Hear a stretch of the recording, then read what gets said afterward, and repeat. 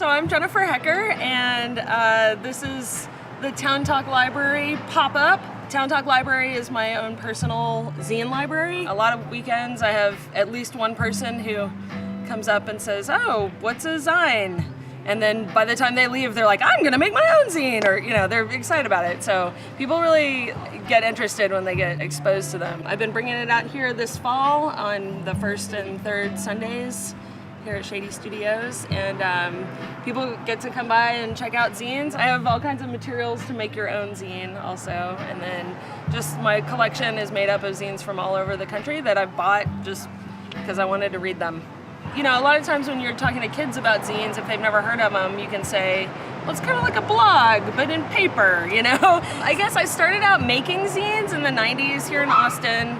I had a zine called Geek Weekly fanzine, and it was with a couple of friends of mine, and we would write about shows we went to and road trips we took and whatever we felt like writing about, which is one of the joys of self-publishing, is nobody tells you what to write, and you can write about whatever you want, make as many copies as you want, and give them to whoever you want. So that's pretty fun. So I did that back in the 90s. There was a lot of cross-pollination going on, so there were like bands, and then zinesters, and people who worked at record stores and had record labels or were booking a venue, and so all those people were kind of poster artists, and everybody was kind of doing part of the thing.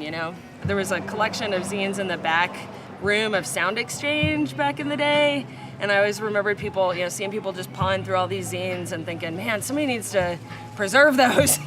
and it took 15 years for me to come back around to that idea, but I always had it in the back of my mind that a zine library would be interesting, or some sort of project with zines. And I became a professional archivist, and there are zine librarians all over the country, and some of them work at universities, and some are at public libraries, and some are in these community libraries, and they're not trained librarians, but they're enthusiastic about zines and have decided to make their own libraries. Zine culture has changed a lot since I was doing it. I think now you see a lot more art-focused zines because people are making a physical artwork that they want to be analog because that's their medium. I make zines with a combination of methods, and a lot of times I'll type up the text that I want to use, like in a Word, in a Google Doc or something like that, and then print it out, and then I cut it up and paste it down. I spend enough time online already, and I would rather have scissors and a glue stick and just have a creative physical experience.